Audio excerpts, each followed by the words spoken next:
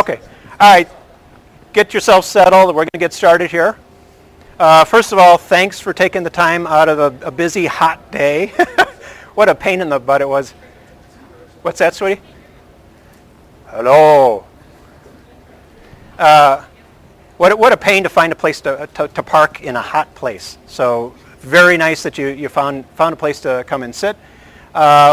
Just a reminder that downstairs, the parking, if you park downstairs, it's a 90-minute parking, so just watch your clock. We don't want you to take off anytime early. Of course, there are parking lots all around the area here, so feel free to make use of that.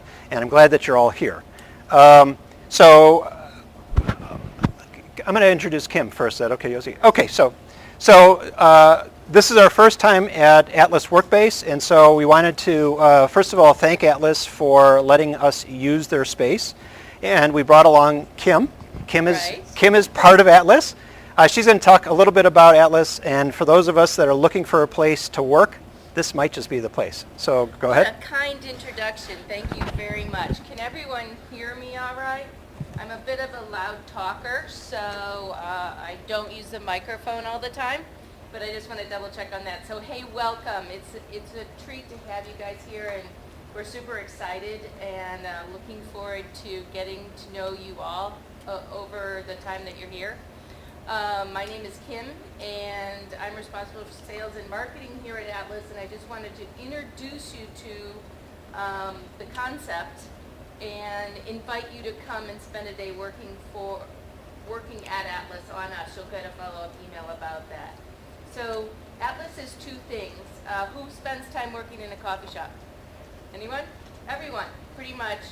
The first half of Atlas is called the lounge. Think of it as a coffee shop with power, privacy, and a secure internet, something that most coffee shops certainly do not have. This side that we're on now is called the concourse. This is our co-working offer, and the thing that's different about Atlas, this thing to keep in mind, is that it's a true shared economy model. So you pay for the time you use, and you select the place where you want to work each time you come in. So it's not as though you pay for a square box for 30 days like a lot of co-working spaces. You use it very different. It's like a reach now car, for example.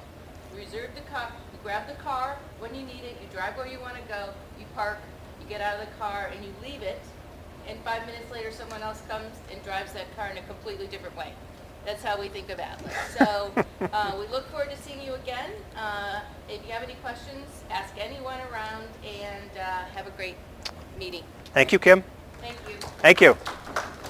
And so this is also a partner event, and we've partnered with Yossi and his team. And do you want to talk about Cryptocurrency Seattle, and actually Cryptocurrency Traders of Seattle? And I'm going to hand this over to you because I need to do that. No, this is just for the webcam. So it's not. Yeah. So I will also try to speak loudly, and hopefully everyone will be able to hear me. So Rich was referring to my group, which is partnering with the Hyperledger group in presenting this event. This is the Cryptocurrency Traders of Seattle. There's a few familiar faces here in the audience that I think is symbolic of why it makes sense for us to partner up, being that, if you're saying that you're only interested in blockchain, but not, for example, Bitcoin, that's like saying, say, 20 years ago that you were only interested in HTML and not the web. You can't have Bitcoin without blockchain, and many of the things that Bitcoin is doing to change the world economy and the way that people transfer value and goods very much goes hand in hand with blockchain. They need each other. So we feel like no matter what, at minimum, we have common interests. I think that if you're interested in really learning more about how to invest in Bitcoin and various altcoins, it's a great group where you can find like-minded people to ask questions and share ideas with and make friends with. So You're welcome to join our meetup. We're going to have our next one on August 6th on Monday here in the space, where we're going to have the CEO of a startup called BlockFi that recently raised $50 million to offer loans against crypto that you might own. So if, for example, you've managed to invest $50,000 or $100,000 into Bitcoin, but now, you know what? You want to get a loan for your house. You can't really list that on your loan application. This company lets you do that. So welcome, and hope to see you at our meetup on Monday. It's going to be here on August 6th at 5 p.m. Is it open attendance or do we need to sign up? You're going to have to sign up, but if you show up, it's not like we're going to tell you, no, you didn't sign up, don't come. Cryptocurrency Traders of Seattle, and the companies that where the CEO is going to be presenting, it's BlockFi. Do you guys also include minors? Oh, sure, we love having minors. And if you know minors, I would love to talk to you. Not a question. Sure. Not a question. Talk to you. Oh, okay. Okay, thank you, sir. Yeah. Okay, and thank you, Yossi, for all your work and helping to make this come together. Very much appreciated, and I think we may have a new home. Okay, so we also want to thank Evernym for helping to sponsor this event. I'll talk a little bit about Evernym, and our speaker Drummond is sitting there, and I think we have, who is our other Evernym person that I was talking to? This is Michael. Okay, we had someone else here. Who was I talking to? Anyway, if I get this wrong, you guys can beat me. Anyway, Evernym is building the next generation of identity infrastructure for the world, enabling trusted peer interactions between individuals, organizations, and things. Having created and released Sovereign, the first open source distributed ledger network dedicated to self-sovereign identity, Evernym works with leading companies, institutions, and NGOs to create and deploy new private by design solutions which give the industry true control and ownership of their personal data. And that obviously flows into our conversation today. And of course, our other sponsor is Atlas Workbase, and we've heard from Kim, so thank you for that. Okay, community announcements. For our next HCM on-site meeting, we have some potentials. I'm currently in talks with T-Mobile. We're going to see if we can get T-Mobile to come and speak on, in theory, on Indy, some of the work that they're doing with Indy. We have a shout out right now to IBM to see if we can get IBM folks to show up. And if anyone knows local IBM folks, let me know. I'm working with Kurt Wedgwood, I think, if anyone knows Kurt. And Oracle Corporation contacted us to see if they can have someone from Oracle come and speak to this group. So we're hoping to see if that happens anytime soon. It's possible that we may take the month of August off, depending on what time frame looks like for when our speakers get lined up. Does anyone have an issue with taking August off if we have to? Nobody cares? Oh, you should say, yes, I do care. I want to see this happen every month. Okay. And we also have the option where Drummond may want to continue his talks because he's got a whole bunch of them lined up, and we'll see how today goes. And if you guys hate him, we'll never see him again. And that's incentive for Drummond to show up for next month or the month after and ad infinitum. Okay, that was fun. All right, so some upcoming announcements, not necessarily Hyperledger related, but those of us that are members, you probably saw my emails come out. Token Forums, Blockchain Conference and Collaborations happening August 9th at Columbia Tower Club. All HMS members get a 50% discount. For information, is Jonathan here? Jonathan signed up. He's the CEO founder for Token Forum. He's not here. Okay. Anyway, tokenforum.com if you're interested, but you should have gotten the email for that already. And that's happening August 9th.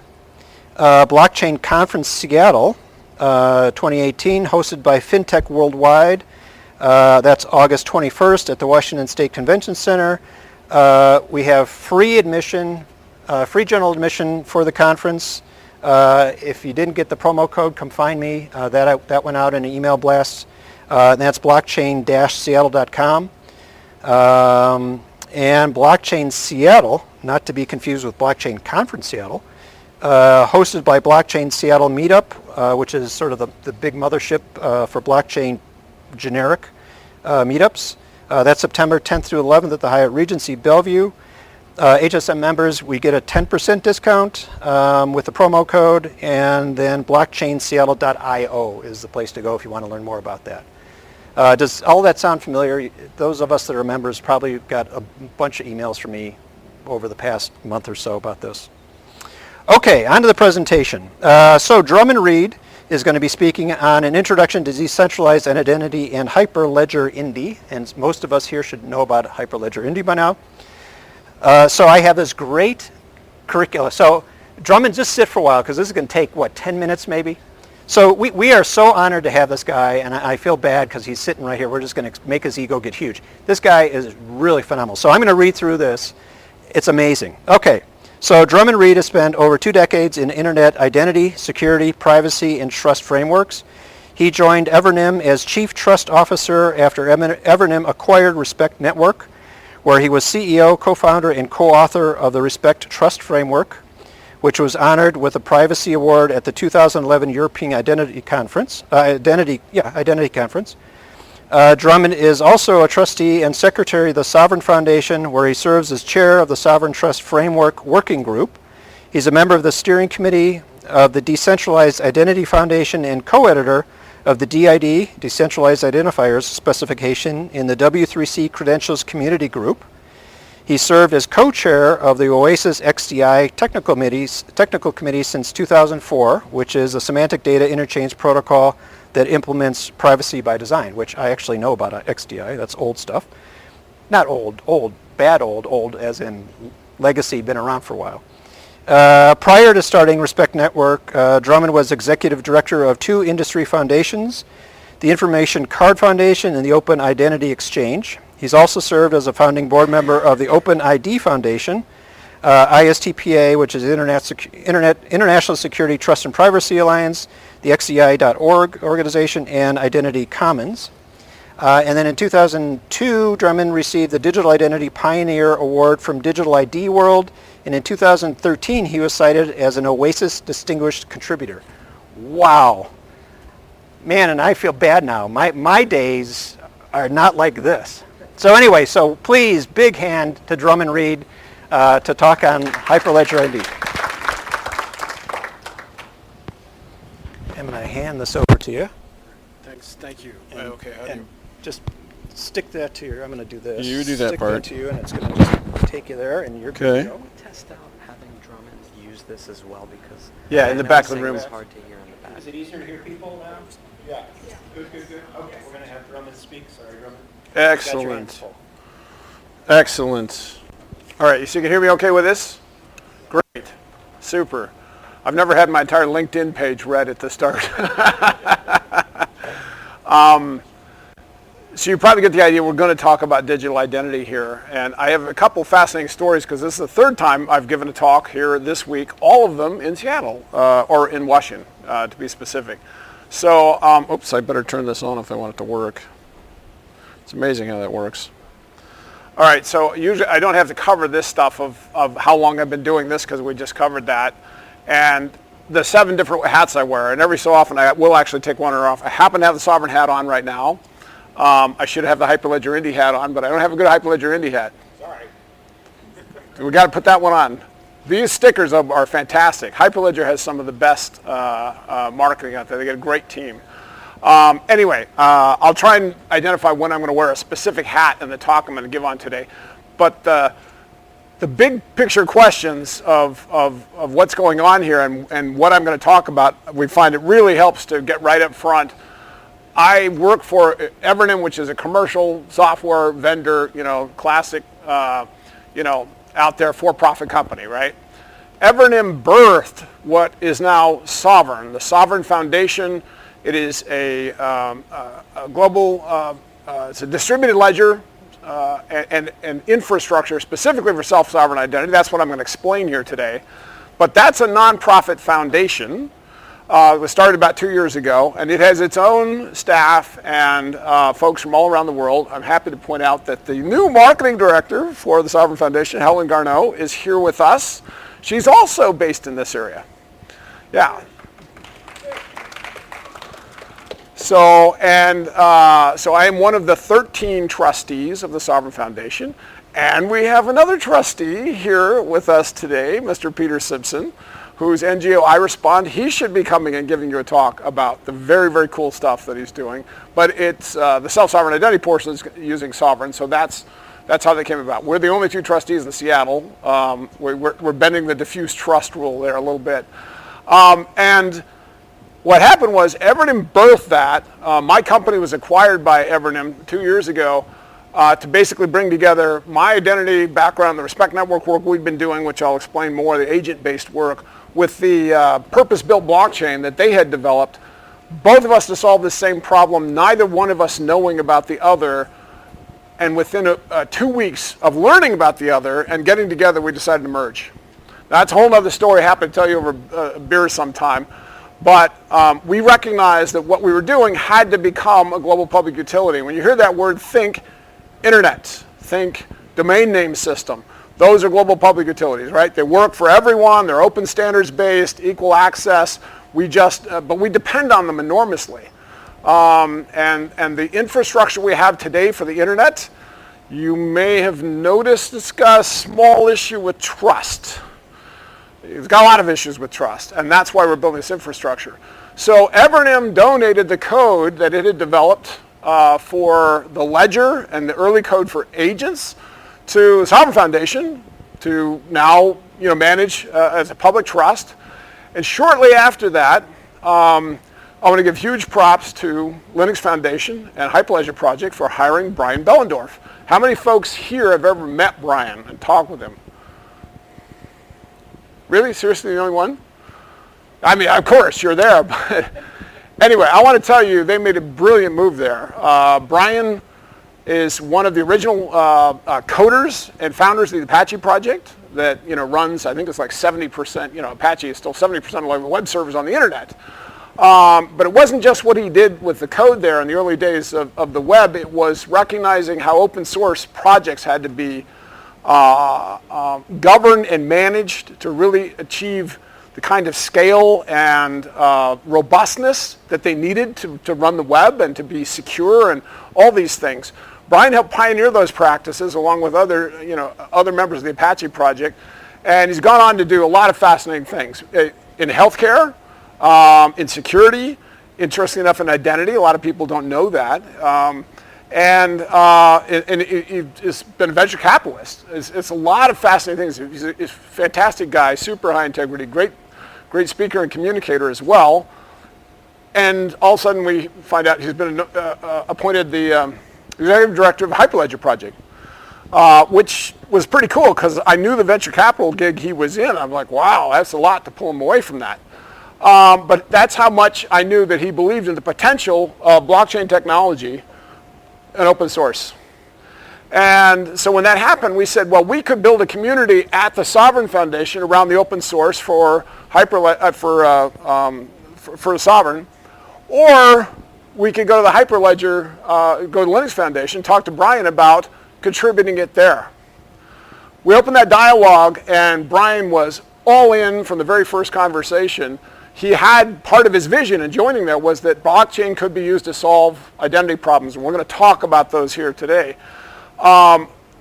He told us right up front, and we talked to others, we said, okay, start to meet the folks there. Maybe it'll be a 6-month process. It was 6 weeks until the Technical Governance Board of the Hyperledger voted, yes, we want to take in this project. That became Hyperledger Indy. And I just had a question on an email list earlier today. Why didn't we just call Hyperledger Sovereign? Well, a trademark of another organization, you can't call an open source project under that trademark. So you have to come up with your own non-trademarkable name. So that's why this code base is called Hyperledger Indy. And by the way, Indy is like everything else there, Apache 2 license. Anybody can use it for anything. I'm going to explain in my presentation how that code base is designated by this foundation to be run by the stewards of that foundation to run the network. And to the extent that they want interoperability of the agents, they run that code as well. Evernym is running that code. Whether eventually Microsoft or others will decide to run that code or write their own, that's up to them, because it's all open standards based as well. So I just want to make sure at the outset, I'm not going to talk much, in fact, almost at all about Evernym. I'm going to talk about Hyperledger Indy and what all this is about, and then how Sovereign's implementing it. And I told Rich up front, this is a huge subject area. I've given two other talks this week, and I combined a bunch of things here. So I don't want to go on here for a half an hour and just have you pile up questions. I'm going to break it into smaller chunks, just cover some stuff, explain it, and then, ask me questions, right? I want to understand how this is relevant to what you're doing.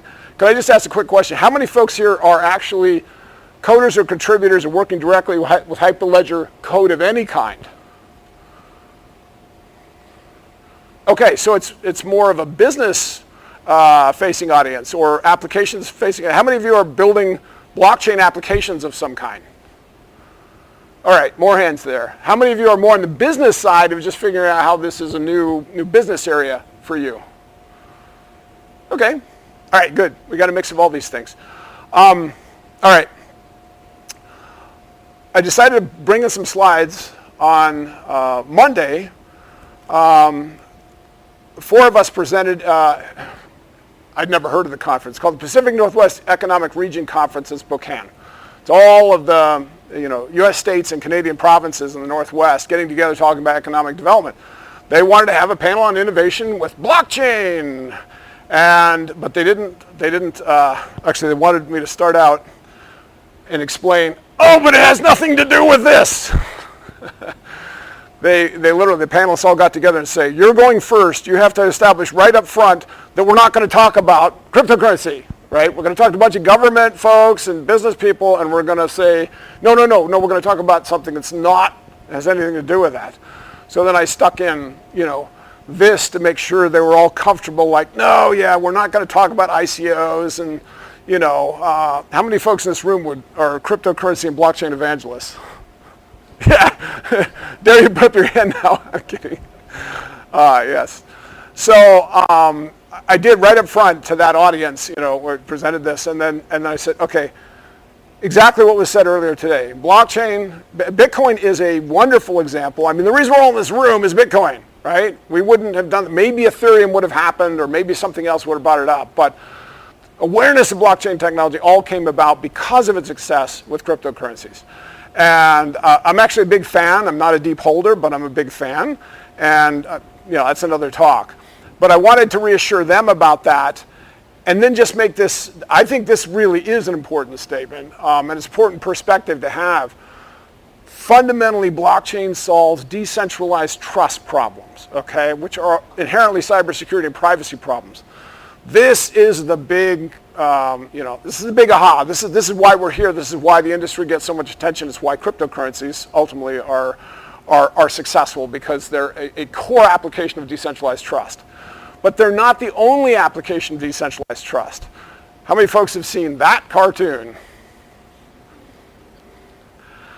Did you know it is the most reprinted New Yorker cartoon in history? By almost double any other one. Does that give you a sense of just how big the problem of internet identity is? Seriously, when we in January, the Sovereign Foundation released a white paper. We wanted to put that cartoon on the first paper. We got in touch with the New Yorker, and they were like, you and everybody else. So seriously, that's how deep the problem is. A variant on that, inspired by that cartoon, that's the logo of a workshop that takes place at the Computer History Museum in Mountain View every 6 months, and the next one is number 27. So do the math, okay? 13 years of roughly 200 experts from around the world getting together just to solve this problem of internet identity. And the relevance, why did Hyperledger Indy come into the Hyperledger family so fast? Because blockchain technology by itself doesn't solve that problem. It needs identity like everything else. And I don't know how many folks are aware, but I'm going to go straight to the point. IBM was one of the largest voices and founders of the Hyperledger project at the Linux Foundation. They brought in Fabric. They've been sort of the 800-pound gorilla. We weren't sure how they were going to react when we proposed to bring in Hyperledger Indy. And frankly, they were sort of split. There were folks like, well, you got IBM technology that we can use for identity management. We don't need none of this new decentralized stuff. But there were others that were more favorable. Basically, those voices were shouted down by all the rest of the members who were like, yeah, we want to solve that problem. Come on in here and help us do it. So blockchain needs identity. The web needs identity. The internet has always needed identity. Sometimes the way the problem is put is the internet was built without an identity layer. And I submit to you that with blockchain technology, we can finally deliver that identity layer. And essentially what you're going to hear today is the story of how we're going to do that. And it's all around the code base at Hyperledger Indy. So to start out and just quickly have you understand why are we at this watershed with digital identity. I'm going to quickly run through Timothy Ruff, the CEO of Evernym, came up with this very simple way of describing it. We've been through 3 generations, 3 phases of internet identity. The first one, everyone, there's not a person in this room that uses the internet and doesn't recognize this. This is how this is how you do digital identity on the internet today. You are this wonderful dotted circle, and you have your identity by virtue of having an account someplace, a website, an application, a network, you name it, right? It's a dotted circle because as soon as you don't have that account or they take away that account away, you're gone. You don't have any persistent identity. You don't have any identity that you alone control on the internet, okay? But it works. This is how, we built localized systems and we started connecting them. We just took the identity model we had locally and we just said, hey, if you're going to connect everything to the internet, then go get an account every place you need one. I like to point out, it actually took 7 years of work just to develop the standards needed for encrypted connections so we could do that securely over the internet. Just log into a website or do e-commerce transactions or that stuff. So just that simple first step took a lot of standards work. But there was so much pain there. How many folks in this room figure you have more than 100 usernames and passwords? The rest of you didn't put up your hands or lying. Or you're not keeping track. So we went and we said, here's how we're going to solve it. We're going to put a new service provider in the middle. An IDP, an identity provider. They provide you with your identity, which really means you have one account with them, and then they can log you in and share attributes with all those other organizations and applications and everything that needs it. All right. A lot of you are probably using SSO, single sign-on products within your company or organization, right? Or on the internet, you're using Google, logging with Google, Facebook, Twitter, LinkedIn.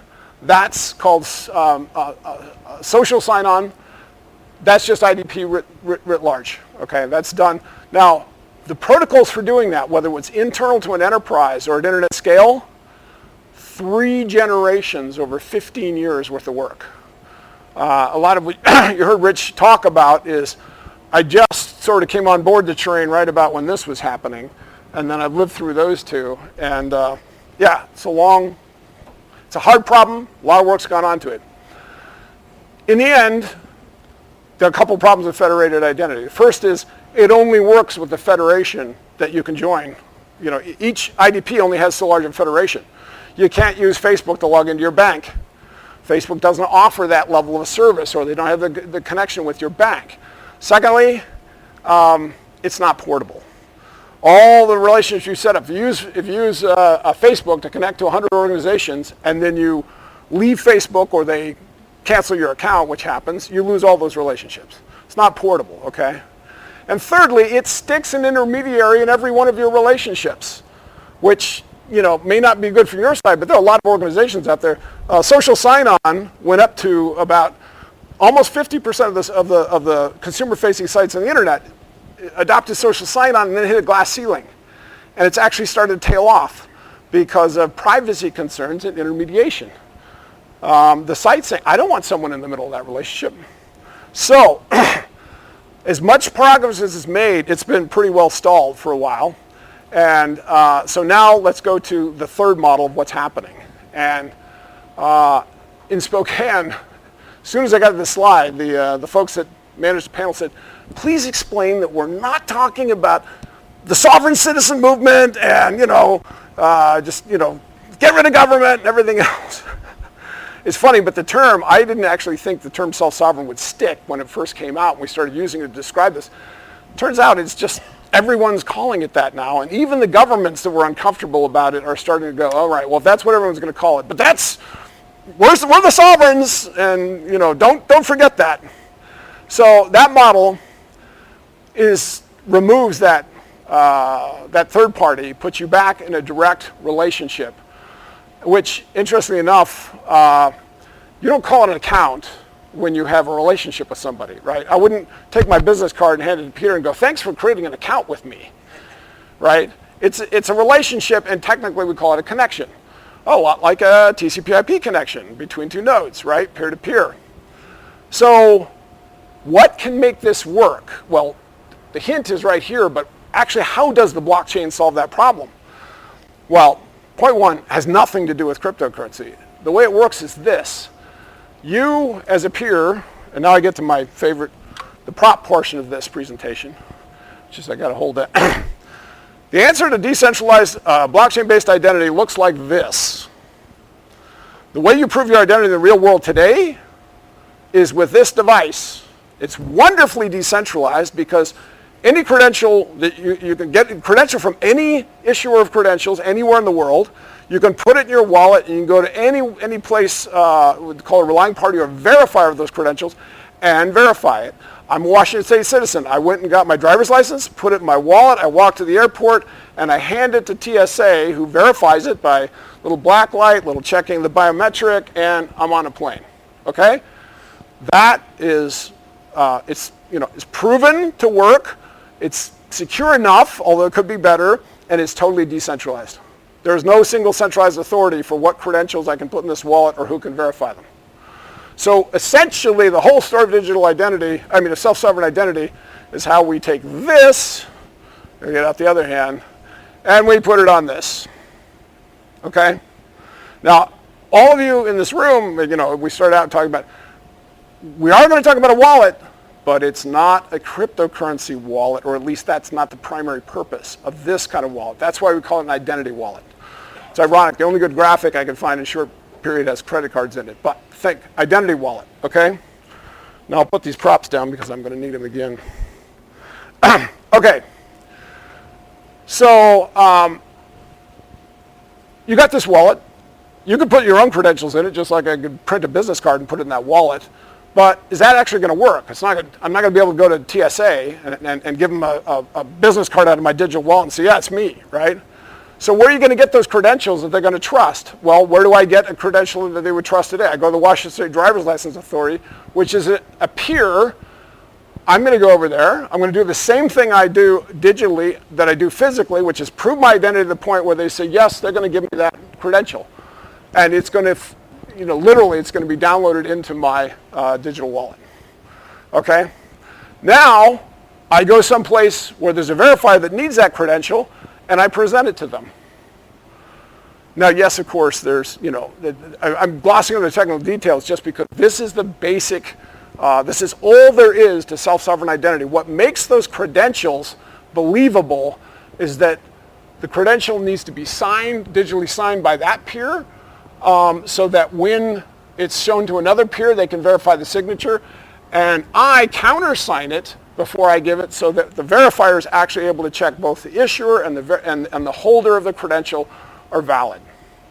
The problem that blockchain solves is it gives us a decentralized key management, a decentralized way to discover and verify those keys. Which, if you're into blockchain technology much, everything in blockchain is built on crypto, right? It's all, so using a blockchain just to actually store the keys and look them up, it seems like a trivial usage. It just solves one of the biggest and oldest problems in PKI and cybersecurity on the planet. So this is not a complex blockchain. You know, if you want to dive into consensus algorithms and everything else, this is relatively simple. It's optimized to be pretty fast. And when we brought it into Hyperledger, for instance, they said, well, you got a pretty, you know, fast performing blockchain there. It's like, well, it's just because it only solves this one problem. We're not trying to be Fabric or Aroha or the other more multi-purpose blockchains. So it's just to solve digital signatures. So go ahead. I didn't quite understand how you verify the credential is correct. Like how you verify the credential that's the right one? It's a great question. At this very high level, hang on to that question. We're going to go into verifiable credentials in a little bit, and we'll go deeper and answer that. Go ahead. How do you choose which peers can sign credentials for whom? It's a great question, and the answer is, I'm sorry. The question is, how do you choose which peer is going to sign which credentials for whom? Okay? And I want to reinforce the nature of that question is that, oh, well, there's someone who's going to dictate that to you, and that's the nature of centralized systems, or what we call administrative identity.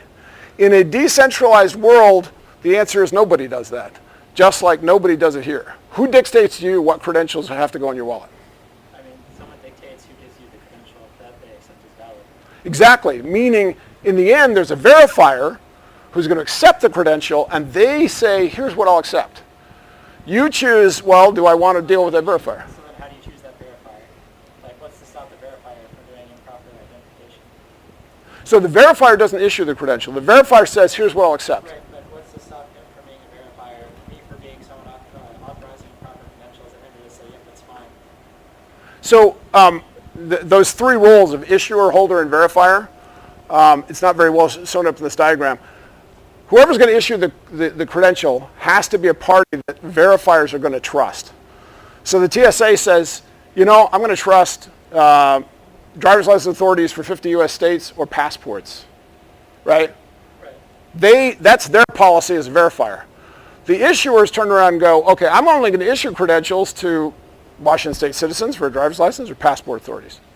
Go ahead. So then, I guess the thing would be like, you would trust the government would be issue a verifier, right? One type of issuer is definitely governments. So then I guess like you could have situations where they can just add whatever they want for spies or whatever to your network. No, okay. I think we've got a misunderstanding about the trust networks being created here. Anyone can issue credentials, anyone can hold them, anyone can verify them. Right. The trust networks that form around doing that are independent of the underlying technology. It's just like you can create a website and you can decide to browse it and no one is controlling your movement, but it's all using the internet. Does that make sense? Right. I'm going to get deeper into verifiable credentials as we go through this, and I think it will become more clear.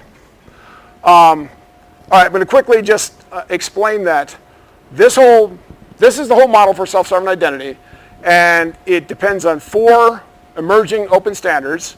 And I'm going to explain each of the 4 of them in my presentation. The first one is called decentralized identifiers, and that is the standard for how you put a public key on a blockchain with an app.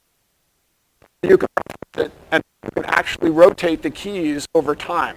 It's a persistent address for a public key on a blockchain, and it is literally the base layer of the whole thing.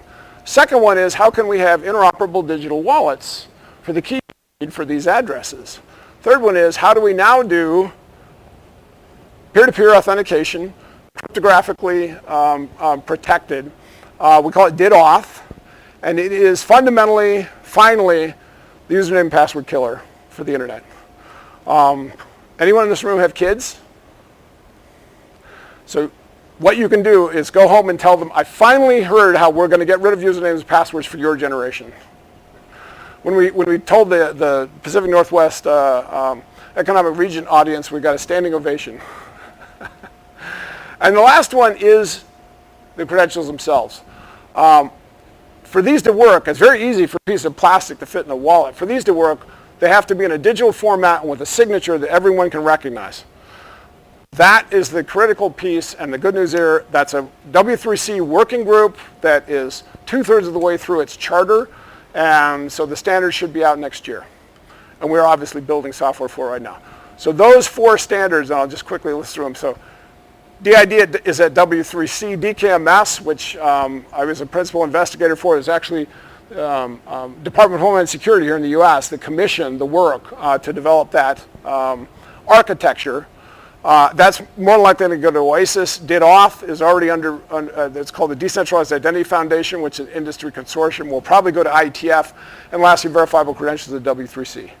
By the way, this is, anyone who wants it, just give me your card at the end of this. I'll send you a copy of this presentation. It's all wide open stuff. It's probably out there listed someplace. All right, so I'm going to stop for a second and just go, that's a very big picture about self-sovereign identity. And now I'm going to drill down into a couple areas of that to answer, I mean, if anyone's sitting there going, well, what do I do if I lose my phone, right? Or what if I have multiple devices? These are all the questions I'm getting ready to answer. But do you have any other questions you want to ask right now? Go ahead. So from what I understand, you can have several people like giving you several elements. Sorry. So from what I understand, you can have several people like giving you several peers giving you like several elements of the identification. How do you trust? Like, how do you create a new peer on that network? Is it like, do you have this kind of like centralized authority that says, yes, you can join this network, or is it a consensus? Like, how does that work? Again, I'm going to hold this up as the example. Both models work. In other words, you can have, in terms of the credentials, and let's just call it the community of issuers, holders, and verifiers of those credentials, they can be as centralized and top-down edicted, like, say, Aadhaar in India, right, where everyone in the country needs to get biometric identity. They actually don't get a credential yet, but they're now considering it. All the way over to the other end of the spectrum, where the credentials we issue are just between us. Nobody else knows about it. The meaning they have and the trust network is all just peer-to-peer right here. And every step in between on that spectrum. We're actually publishing a paper at the Sovereign Foundation right now in the Trust Network Working Group explaining that spectrum and talking about each of the things in what's called the Web of Trust model that you can add to make it larger and more scalable and basically more formal. But the infrastructure allows for everything. So it can be as peer-to-peer as possible, or you can add hierarchy and add rules in trust frameworks. Does that help answer your question? Got it. Go ahead. How many IDs can you add to the network per second? How many IDs can you add to the network per second? That is a super good question. I'm going to give you an answer right now, but then you're going to want to see what I'm going to explain coming up. Credentials don't go on the blockchain, on the public blockchain. Okay, they're all exchanged peer-to-peer. So it's basically comes down to the capacity of a wallet for you as an individual, or the capacity of an issuer to issue credentials.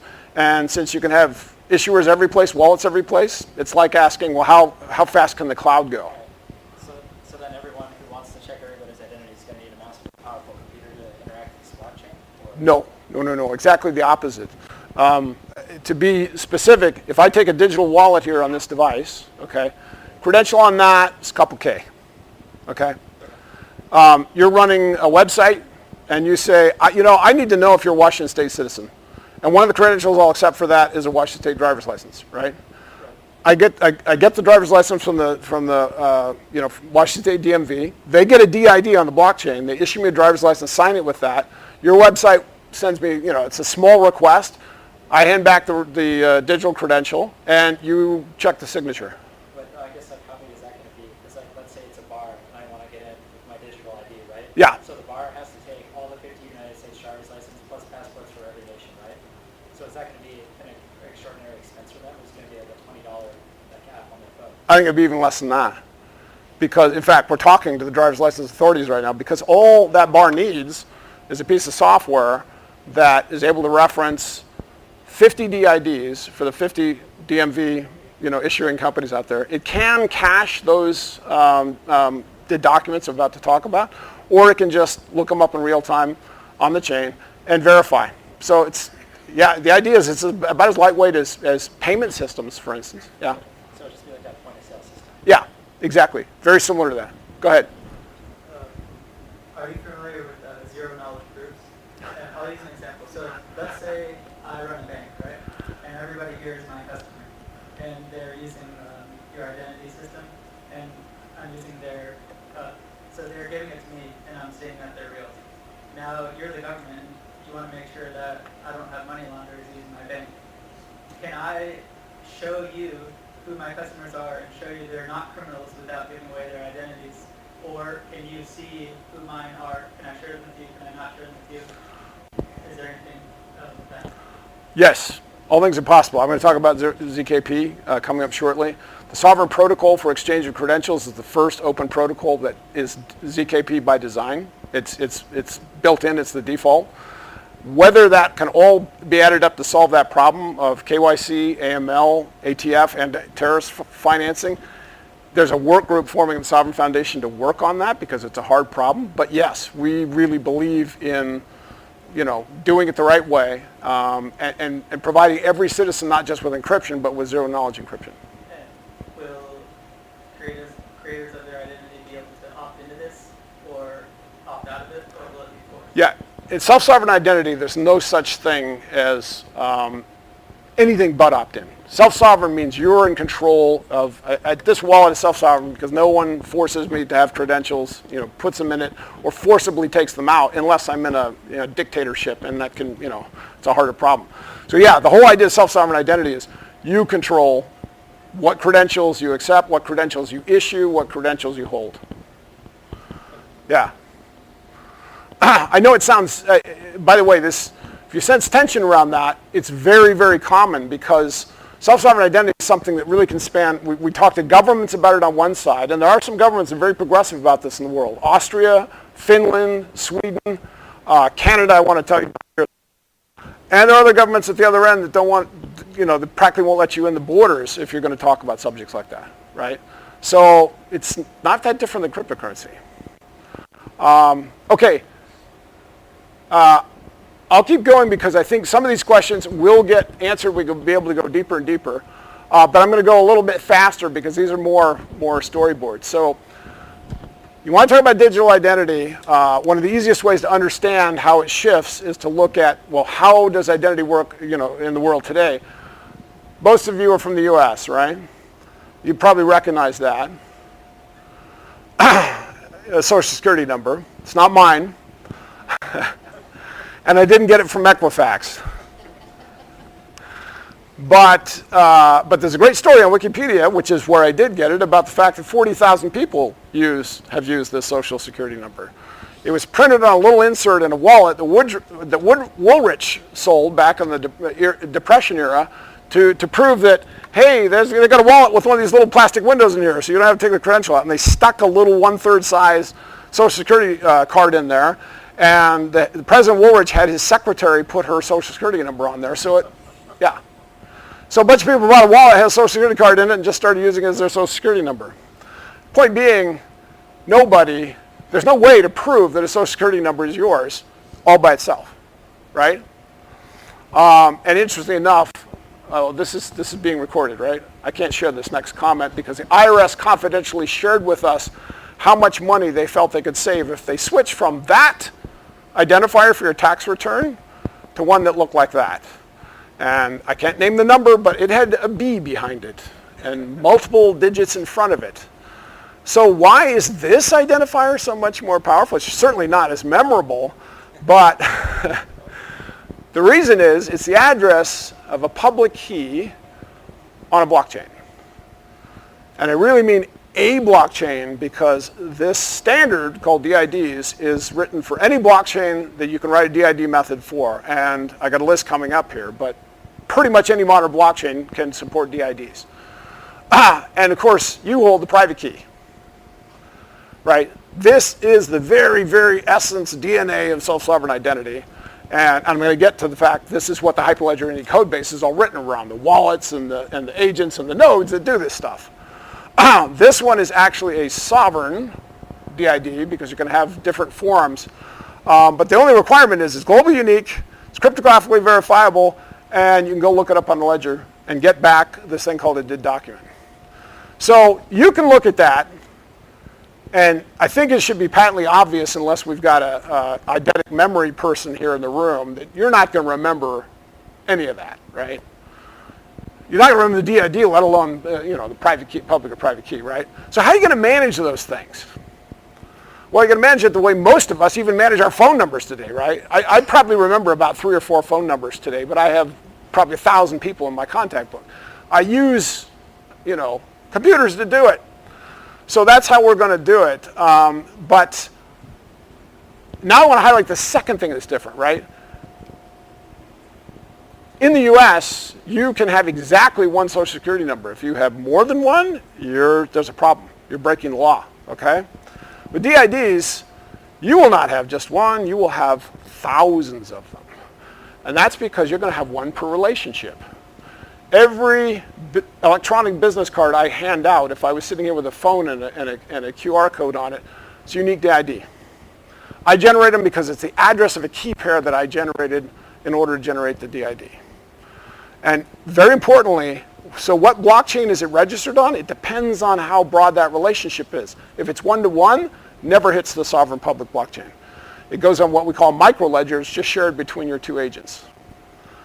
Or if it's a larger community, it might be a group ledger, it might be a private ledger, or if it's public and I want to have something that's, I've got a blog I want to be able to, make assertions from, then it's on the public ledger. But everything in between is supported.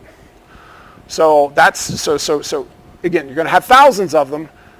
And because it's the address of a public key and it's also the address of an endpoint for an agent you can interact with, every DID you have gives you a lifetime encrypted private channel with whomever is the other end of that relationship. Another person, an organization, a connected thing. Go ahead. So it's symmetrical. Your peer has a DID with the opposite set. Yes. They create the key pair and give you the DID that lets you always verify the public key, and vice versa.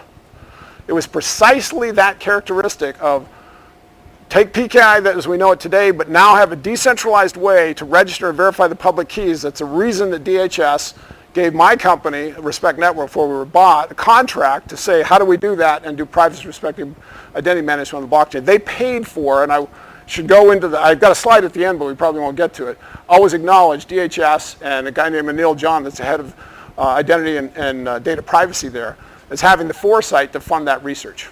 So that's basically mutual authentication. Well, when you use DID auth to send a signed message between the two, yes, exactly. Yeah, exactly. That is DID auth. Now, that channel we've created, that's what we often call it, a private channel, is also the perfect mechanism for us to now exchange those verifiable digital credentials. So the DIDs by themselves are like IP addresses. They don't confer necessarily any trust all by themselves. You build that trust by now exchanging those credentials, right? Think of it in the human terms, the DID is that we shake hands. We met each other, we have a channel, now we each other or we show each other credentials, and that's how we start to build up trust. Or we talk, of course. So, so that's how they can do that. And all of this, everything I've just described, does not require any centralized registration authority, okay? You register the DIDs you want on the blockchain of your choice, and I've got a list of them coming up, but basically everything out there, Bitcoin, Ethereum, various one, every network, every modern blockchain network can support DIDs. Okay, so I'm just going to quickly, for audiences who'd like to drill down on this, DIDs, permanent identifiers, resolvable, cryptographically verifiable, no centralized registration authority. There has never been one of these puppies in history. This is about, it's the spec is now at the W3C. It's in a credentials community group. I'm the co-editor of the spec.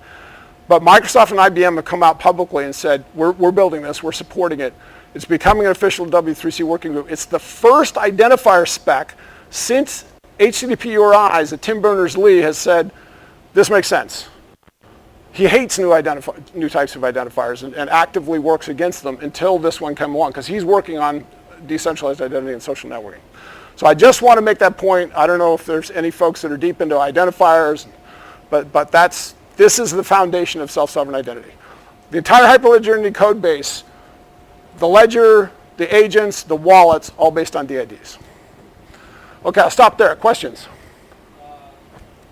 I'm just curious, doesn't blockchain itself become sort of like a centralized, doesn't blockchain itself become something like a centralized server where everything is stored? I mean, it's considered to be decentralized, but I mean, it's still centralized in a way that everything is being stored there, right?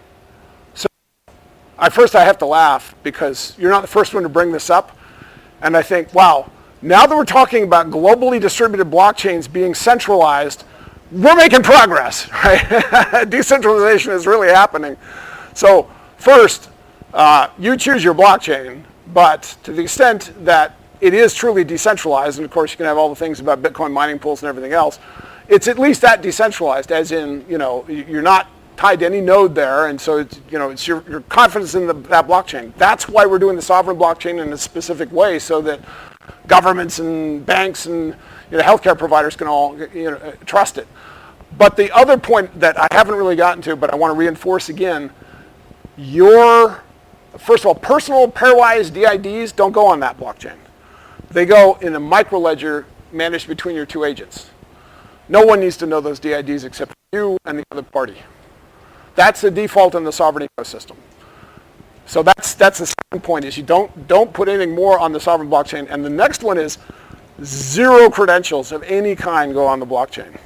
Those are always exchanged peer-to-peer. Even if an organization has a public blockchain, a public DID like the motor vehicles, the driver's license that issues goes directly from their agent to your agent. The blockchain doesn't know about it. Nobody knows about it. It's private to your wallet. Does that make sense?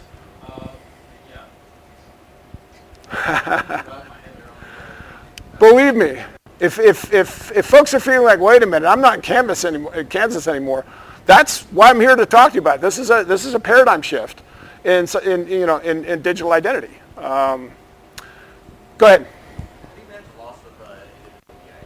Oh, that one's coming up. You get the prize for being the first one to ask it, but I've never given a talk and not had the question come up. Especially when you hold this up and you go, this is going to be my digital wallet. Every parent sits there and goes, oh, and my child, what's going to happen, right? Yes, so recovery, absolutely critically important. In fact, the second contract we did for DHS on key management, that was the number one problem. They said, go, explain how you're going to solve the problem of key recovery, the wallet recovery. Because their goal, just to be clear, if this is going to change our cybersecurity infrastructure and solve a bunch of the problems, whether it's data breaches or identity theft, nationwide, you have to be able to use this infrastructure I'm talking about exactly like you use an email client or a browser or text messaging, right? It's got to be that simple, and it's got to be that strong. Go ahead. Avocado's number is 2 times 10 to the 27. So your numbering system here is 35 orders of magnitude larger than the largest number appearing in nature. So you think you got everything covered? Well, we think it's large enough, yes. Yeah, the space is large enough. I happen to be an identifier geek, so I love talking about that.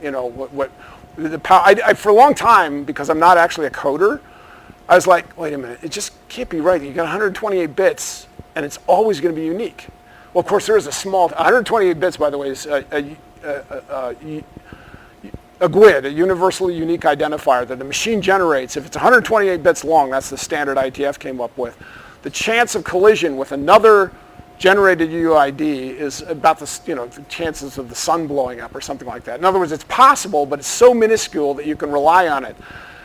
And I'm like, yeah, but how long can you rely on it? If everyone starts doing that in the next 100 years, and it turns out the math is, if everything does it constantly, every person on the planet for the next century, the chances of a single collision start to approach something that might happen. So that's how, it's amazing what big numbers, complexity can do. So, Go ahead. So if you're building something that you want to, oh. So if you're building something that you'd like to work for the next 500 years, and it's not going to work, the number's not big enough, or? No, I would say I'm confident in this for about 1,000 years. Now, based on my knowledge of the numbers, but again, we would want to do that. I'm being told by folks like DHS that they're not looking at any of the crypto involved, any of this, as having more than like a 20-year lifetime. In other words, we're all planning for quantum computing and quantum cryptography, and they've got whole teams that are planning on it right now. So we had to, as part of the DID spec that I'm going to talk about in a minute, we had to turn around and say, well, what is the, if you have public keys on the blockchain, what happens if the quantum emergency comes along and it's now sort of figured out that they've broken that level of crypto, what's the backup?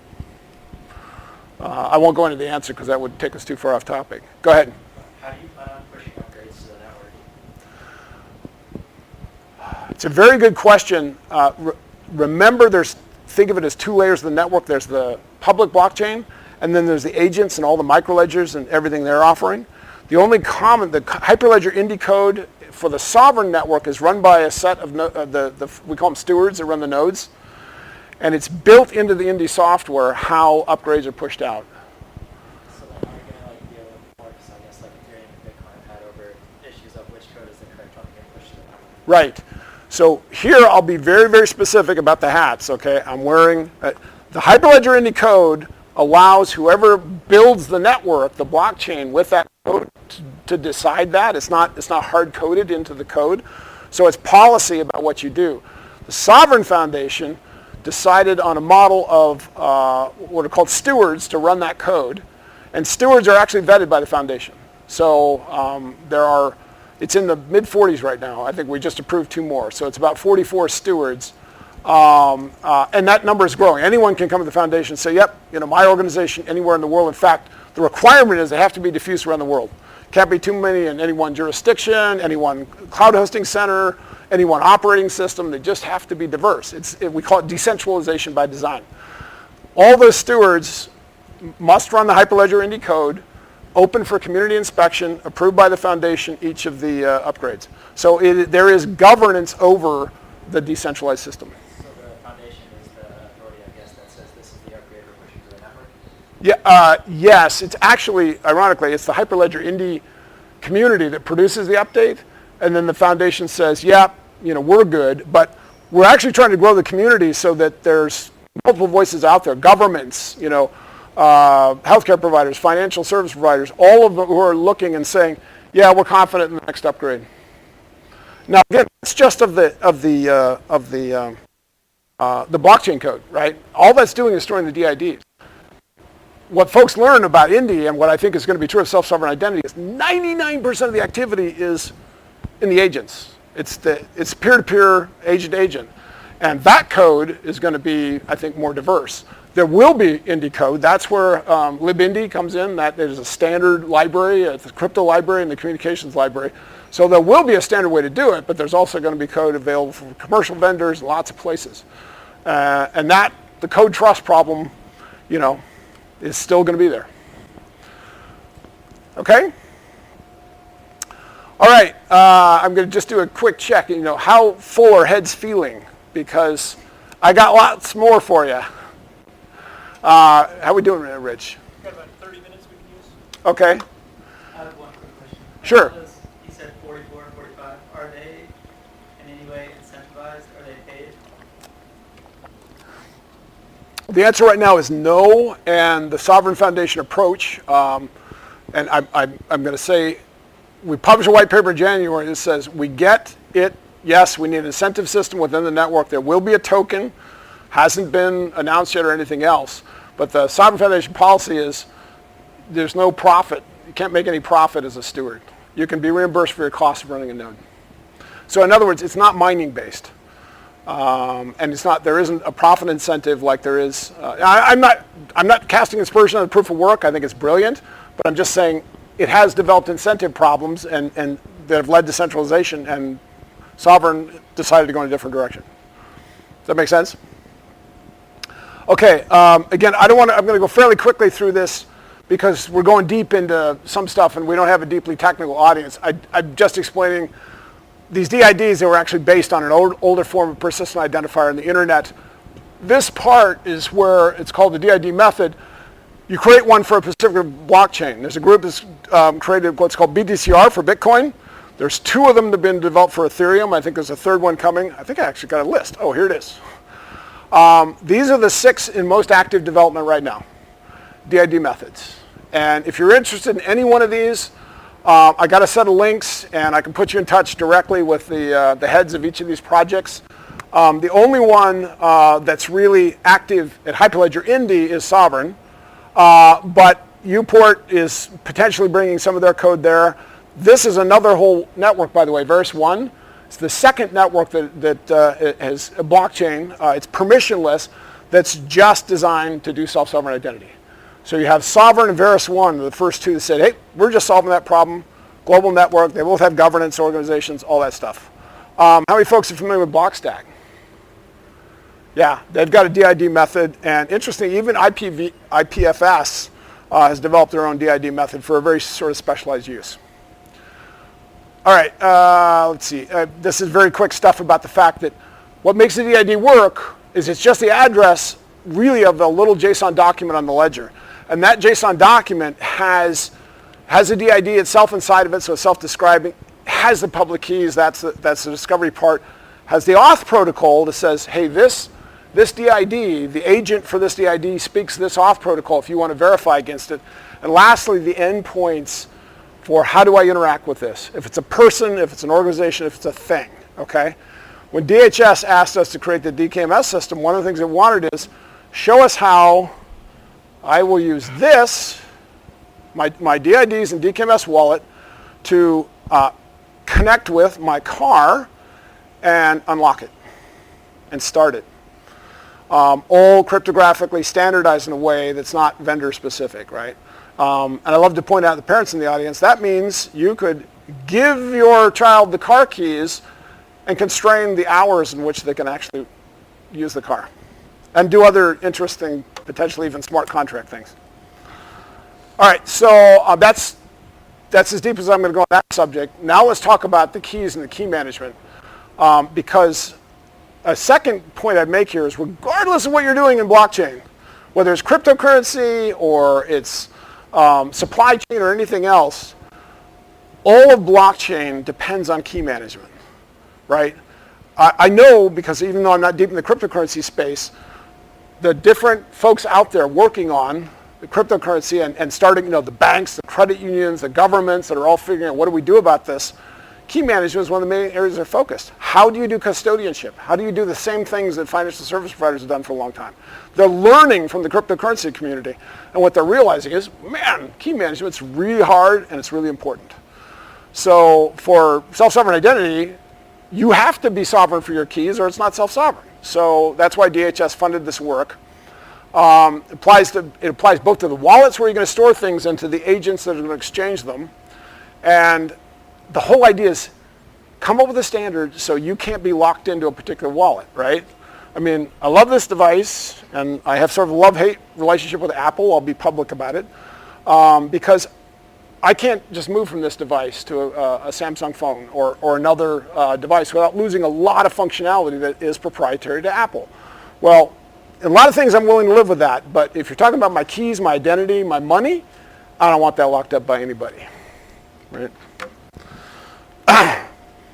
Okay, so to understand this is the most technical slide I think I'm going to put up the whole evening. This DID layer of the blockchains is the thinnest piece of the whole thing, and what makes it all work are these 2 layers of agents and wallets, okay, and I'll make it specific up there. And the reason there are 2 is edge agents, edge wallets live on the edge with your devices under your control. You have the computing environment, everything else, okay? Cloud agents and cloud wallets live in the cloud. That's why we call them that. Every identity owner can choose what configuration they want, meaning you don't have to have, if you ran your own cloud or you trusted your cloud provider, you can manage everything there. And the other way, if if you only wanted to run edge agents and not trust anything in the cloud, you could do that as well. That's why we're showing. It can be peer-to-peer connections either here or here. If you want to take advantage of the whole stack, there's a bunch of things that your cloud agents can do for your edge agents. One of them I'm going to cover in a minute is backup and recovery. Another one is they can do message routing and queuing, just like an email system. That's how we can form a relationship between our two phones. And go ahead, you got a question? Oh, microphone coming. To make it official. So it seems the weak link in the chain, unintended, is trusting out whoever's holding your wallet. Because we've seen some major breaches in the cryptocurrency space where wallets have been stolen. Yes. All the private key material is stolen, and there goes your Bitcoin. Absolutely. So with self-sovereign identity, we knew from the very outset of working on it that even though I would say my understanding is the prevailing standard in the cryptocurrency community is server-based wallets, cloud-based wallets, right, today? I mean, it is what it is. Some hardware-based edge wallets are used, but this is the norm. With self-sovereign identity, it flips around. Your edge device is really, if you are trusting a service provider for all your keys, for all your identities, and then also, your tokens, it's just not going to be tenable from a liability standpoint. Go ahead. I think on average the cloud providers are probably a lot more secure than the average end case user. Like, let's be honest, Amazon Web Security or AWS has probably a lot more security than you on your smartphone clicking on everything, or even your grandma. Yes. So I would agree with you, but the competitive race that's on now is to build edge wallets and edge agents that are secure and still easy to use. And I'm not saying it's trivial, but having spent a year on designing an architecture for that, I'm pretty certain it can be solved. I think, if you look at the attacks that are done on businesses, it's mostly phishing is the easiest way to do it, right? Yes. So no matter how secure of a wallet you're building, you still are able to attack all the individual Bingo. businesses. I would love to go offline and talk about the anti-phishing protections that you're going to have in self-sovereign identity. But I can point out the most obvious one, which is phishing works because if you get the data, you've got power, right? If in this environment you have a pairwise pseudonymous DID relationship with everyone you're connecting to, then if a phisher gets a pairwise pseudonymous DID relationship with you, more power to them. Yeah, but they're getting a credit fee. They're getting, no, they're not. They're getting access to a public key that they can use to have an encrypted connection with you. They're not getting access to anything else. They have to prove to you that they're worth dealing with, and now we've turned the odds around. Literally, it's now they're the ones that have to prove.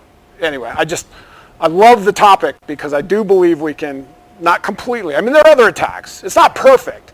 But at least phishing and conventional identity theft that depends on holding your data, we are going to be able to, over time. It's not going to happen immediately.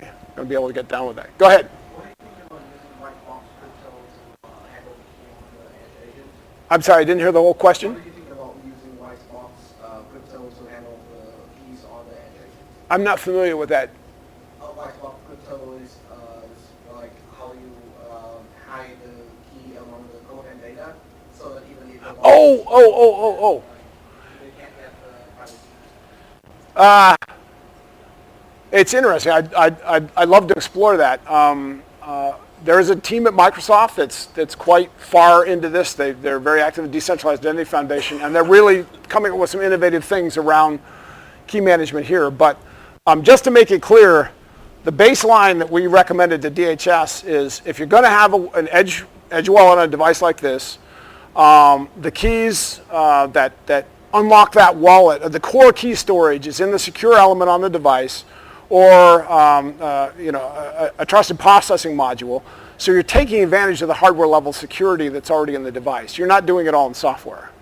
Now that's not perfect, but compared to a password list that you probably, I'm not going to ask people to put up their hands how many have the password list on a Google Doc. We're going to it's going to get a lot better. It's not going to be perfect, but it's going to get a lot better. Okay. I'm I knew if we got into key management, we'd go really deep here. This is great. It's fun to do it with that audience. So what I want to stress with DKMS is, by actually standardizing how we can do this, making an open standard so that you can get a wallet from, Evernym or Microsoft or IBM or, Red Hat or anyone else, and there can be a standard open source wallet in the Hyperledger Indy project, and they speak DKMS, they're going to be interoperable. You're going to be able to move from one wallet to another, okay? And that's our goal there. Now, folks are like, well, what goes in this wallet, okay? This is an identity wallet. So the first and foremost thing that goes in there is the DIDs. DIDs are associated with key pairs. It's the address of the public key and the key pair, right?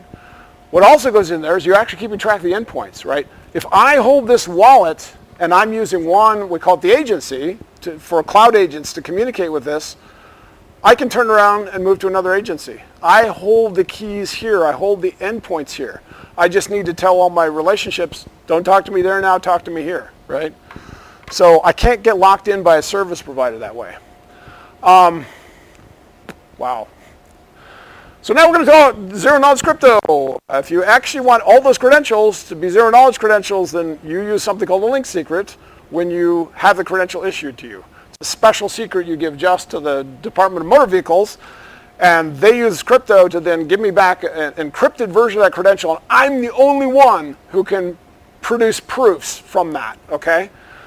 I'm not a deep expert in zero-knowledge crypto. I'm a connoisseur. I'm actually a worshiper of the zero-knowledge crypto cryptographers, because it is the best black magic in all of crypto as far as I'm concerned. I do want to make it clear, Sovereign as a network has standardized on it. When the CTO of Evernym, who's the chair of the Sovereign Technical Governance Board, put the stake in the ground about that about 18 months ago, I thought he was nuts. I thought, look, people have been trying to do that for a long time, and now you think just because of blockchain we can actually get the whole world to adopt zero-knowledge crypto? Well, looking back on it, I think it was the most far-sighted decision he could have made, because, influencer after influencer, right? Stewards started to get on board with that. It was actually one of the biggest things, convincing IBM to become a steward. Cisco has become a sovereign steward.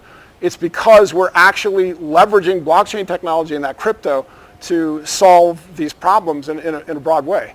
So what this means is all the credentials in your wallet are going to be issued using zero-knowledge crypto, which means when you need to go and prove something like your age, when you're going into a bar, the QR code that you will scan, or that they will scan, will give them access to one thing that they ask for, which is, are you over 21 in this state?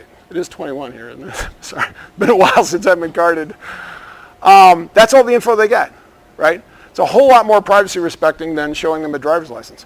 Or even worse, I refuse to go into a bar if they want to take a Xerox copy of my driver's license.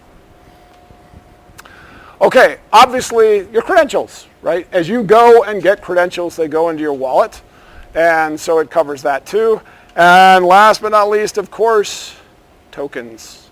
Meaning, if you have a wallet that can do all of that, it is a perfectly logical place to start to figure out, well, how do I store the keys and the tokens that I'm using from any cryptocurrency? And it's not saying, hey, the primary goal of Hyperledger Indy is now to build the universal crypto wallet, but over time, we think you're going to have those functions built into an identity wallet. Make sense? Go ahead. By token, do you mean like a OIDC token? Oh, sorry, gosh. I tend to, an audience in this thing, no, I am talking about a crypto. No, I am talking about a crypto token, a cryptocurrency token. Yeah, I forget. I had heard a great story. Kim Cameron, the chief identity architect of Microsoft, was at the European Identity Conference, and there were a bunch of sovereign folks. I wasn't there this year. There were sovereign folks there. They were talking to him, and one of them said, and they were explaining, yes, there is going to be a cryptocurrency token for the sovereign network. And he was like, wait a minute, you're going to design a single token to work with the whole network? That's not the way, OAuth tokens work. And they say, no, it's not an OAuth token. And he was like, then you can't call it a token. And I'm thinking to myself, yeah, well, tell the cryptocurrency world that. So yeah, it's an overloaded term, but that's what I meant, is cryptocurrency tokens. Yeah. Go ahead. Is it not scary that you want every person in the world to walk around with their bank account in their pocket? If you didn't have a good way to secure it and back it up, yeah, it would be. I mean, a few clicks with someone holding a wrench at your head and your bank's on. That's a very good point, and again, we could go deep on that. There are places where you probably don't want to do that, in which case, okay, I'm actually going to cover at least one of the key points about that audiences seem to be fascinated about, which is, okay, I'm going to make 2 points here, the last 2 points about key management. A lot of the hard problems in key management get easier when you have these cloud agents, and one of them is backup and recovery, okay? Another one is monitoring of your own, just the way as you use a credit card, you know your credit card company is monitoring those transactions to try for fraud alerts, right? They're saying, we're looking at what you're doing to help make sure that it's not being, you're not being hacked. Well, with self-sovereign identity and an agent or agency you trust, software provider you trust, you can be monitoring yourself. So if suddenly there's a transaction that says, I want to move all my cryptocurrency in one transaction, I've never done that before, it's pretty obvious. There should be, there should be rules and the agents that are going, okay, we need a whole lot of confirmation that this is real. But it's not being dictated to you by a bank or, by some kind of intermediary. You're just doing it for yourself. So for key recovery, there are 2 basic options. They're fancier things when we get into biometric recovery. When Peter does his talk here, he can go into those things. But basically, there's offline and social recovery, and I'll cover them quickly. Both of them in DKMS architecture leverage those cloud agents. So what happens here is the first principle is your set of edge agents, because you probably will have more than one, are maintaining an encrypted backup of your wallet in the cloud. You're the only one that has the keys it's called recovery keys for that wallet live in your edge agents. So now there's 2 options for backing up those keys, 2 basic options, okay? One of them is the offline option. You print out a QR code or you use a hardware wallet and you store that recovery keys offline, okay, in a safe place.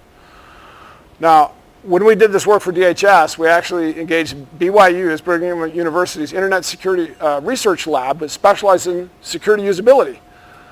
And they did a study on how people react to this and how they're going to, how effective do they think it's going to be for them to take one of these 2 things.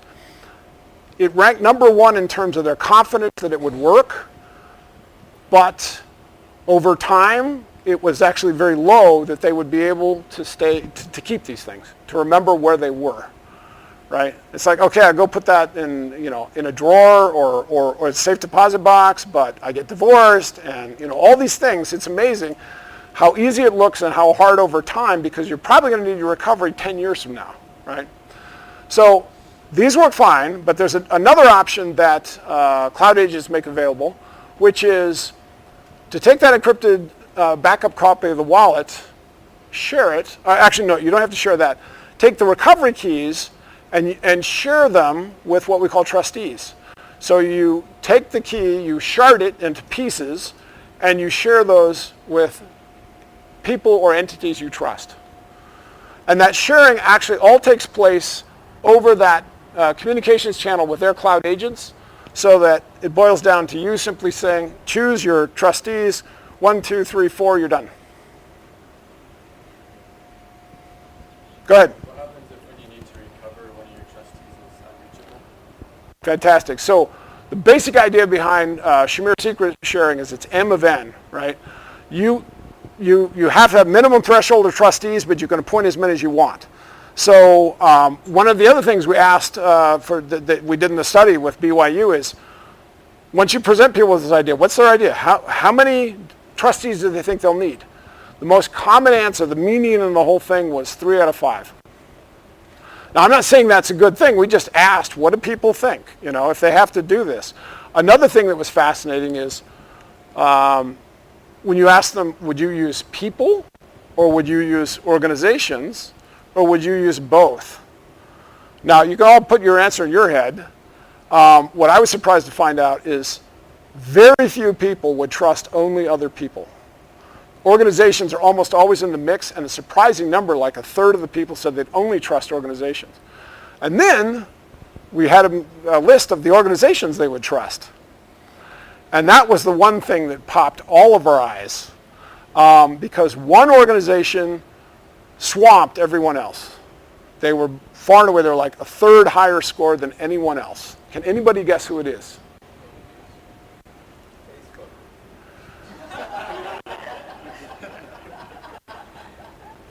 Close. Google. Yeah, I mean, it was amazing. It's a word cloud, and you can't miss it. It's like that big right in the middle. Yeah. So anyway, that's the basic idea. And again, part of the power is an agent, a well-designed agent, working with you on your devices can actually, just like a social network, help determine over time who are your most active and trusted contacts. Now, it can have you verify that, but it can keep resharding your keys and maintaining them with your active context over your lifetime, and even help you set them up with trustees for after you pass away. So we're talking about now adapting human processes to the digital world in a way that it's amazing. This room could be filled with lawyers, and they would be asking more questions than you are. Go ahead. Someone had a question?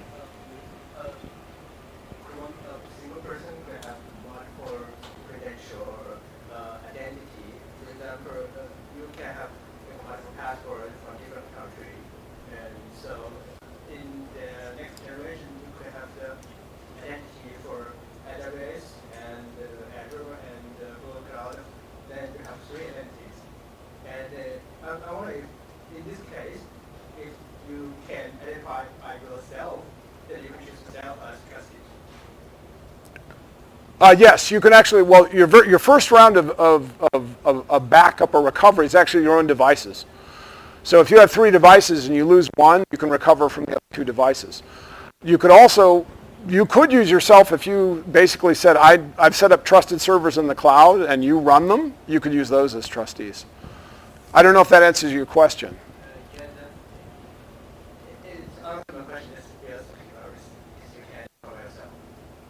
Yeah, you can manage it all by yourself. Right. Go ahead. I do ask a question about where biometrics is going to fit here, because sensors are getting better. You put more data, you can have multiple biometric triangulation points to get to the ID. So I'm just wondering about that. Yes. So biometrics fit in a couple places, and I'm going to, once again, Peter goes very deep in that area, and he'll talk to you about biometrics in the cloud and what we call biometric service provider. In this architecture, biometric service providers can actually provide you with a credential of biometric authentication. So one place is obviously on the device, and having the device and the wallet actually provide a credential that you have done biometric authentication at the device. So you don't have to share the biometric outside the device, but you get a credential that it's been done, right? That's pattern DHS is very interested in, and we think that local to device and biometric service providers doing it in the cloud, it's a powerful combination. It's just that if somebody steals your biometric data through stealing you got bigger problems to worry about. Yes. And that's why we need good folks like Peter to be solving that problem. So, yeah, you definitely got to book him. Okay, we have 1 minute left, so yeah, go ahead. We might as well answer questions. I'm about as deep into it as we get here. Go ahead. Can you talk a little bit about how an update happens over AD? Like typically, in blockchain, you broadcast, a transaction or something, and then it gets onto the blockchain. And so you're saying that there's no concept of mining. So I was just curious. When you want to update your DID document, you rotate your public keys, change your endpoint, anything like that, you do a new transaction with that blockchain and you write a new DID document. And that's, yeah, it's just so basically you're maintaining a history. You're just updating the DID document. It's a new transaction, obviously. The old ones are there, but it's just like, you're basically using the blockchain as just an immutable database of DID documents. That's why it's relatively simple compared to other other blockchain applications. But that's all we need because you actually want to keep the credentials off. Before I wrap up, Rich, I do want to cover this because there have been so many questions. All of what we've talked about, the DIDs and the DKMS, everything else, remember, self-sovereign identity is really digital credentials. It's just digital credentials done any issuer, any place else.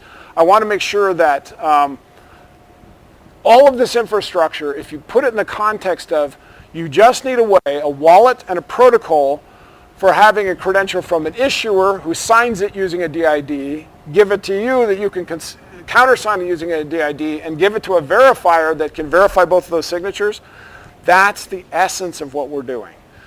Right? It really is digital signatures on standardized credentials that anyone can issue, anyone can hold, anyone can accept. There's no grand authority that dictates that. Go ahead. Keeps bouncing around. Just trying to play by the rules. So does the credential hold claims, or is that a back channel thing? The credential is a container of claims. The claims are the claims about your identity. So a classic credential, digital version of this driver's license would have a set of claims just like the information you see in here. Okay? Now, because we have the great ZKP question, let me just point this out. This is the overall standard W3C is creating. In Sovereign, we've added two important privacy and security characteristics. First, these relationships are always pairwise unique DIDs, right? These are public DIDs, but when I go to the Driver's License Authority, I set up this pairwise DID relationship. When I go to the TSA, I do the same thing. Nobody else needs to know about those DIDs or the keys. It's much stronger security. Yes, it's thousands and thousands of keys, but guess what? That's what Bitcoin and Ethereum is, right? This is the new world of crypto. The second, and I think even more important thing is, in Sovereign, all those credentials, all of them by default are zero knowledge encoded, and you produce proofs out the other end. Now again, this blows a lot of people's heads. When the British BC government has the most, as far as I'm concerned, the most advanced identity team of any government in the world, I presented with them, and I have their slides here. If we had enough time, I was going to show you their slides for the project they're doing up there in BC Gov. When they first saw this, they went into Hyperledger Indy code, and they said, okay, we got this great new way of issuing credentials. How does this work? It's zero knowledge crypto? Their heads exploded. And they cornered me at a conference, and they were like, this is really cool, but we don't really need any of that stuff. We just need, we're going to deal with all public credentials for businesses. We want to create a big directory of them, and can't we just do that, right? And I was like, oh, this is when it dies. The Sovereign technical team that was at that conference, IW, sat down with them. 24 hours later, they said, we'll try it. 2 weeks later, done. They got it. It's so powerful to have it be the default everywhere. This is zero knowledge crypto for planet Earth. And if I sound a little evangelistic about that, I should be, because it is really cool. And it's an Hyperledger Indy. The crypto libraries for doing that are there. And the last thing I'll say here is Hyperledger now, to their great credit, is standardizing and consolidating the crypto libraries for all the Hyperledger projects. IBM finally, they all got together and said, you know what, we need to get our crypto together. I'm very proud to say the core of that library is the zero knowledge crypto from Hyperledger Indy, because we were pushing the envelope the most. And by the way, the zero knowledge crypto being used there is the Anon-Cred's work that IBM Zurich's research lab, Jan Kamenisch and his team developed. So, it's props to IBM for that stuff. Okay, I've gone about as deep and as long as I can, and I hope I haven't blown too many heads. Thank you. Just need to get a couple things out before we go. So we are getting to the top of the hour. We do need to be out of here by 6 o'clock. So look around and clean up around your space as you're moving out. We're going to try to get Drummond back, because clearly there's much more to pick his brain about. And so we're going to see if we can get him scheduled, and then probably some of your colleagues as well. I think we had we had Freak. We had Peter here. So thank you again, Drummond. We're going to try for the next month or two, and we'll recycle this. Did this work for, as far as a location, as a venue goes? Does this work out for everybody? Perfect. Okay, thanks everyone. Clean up around you. By the way, some good coffee houses just about a block east of here if you want to continue the conversation. Go to sovereign.org, everything you want to know. Oh, yeah. Go to sovereign.org.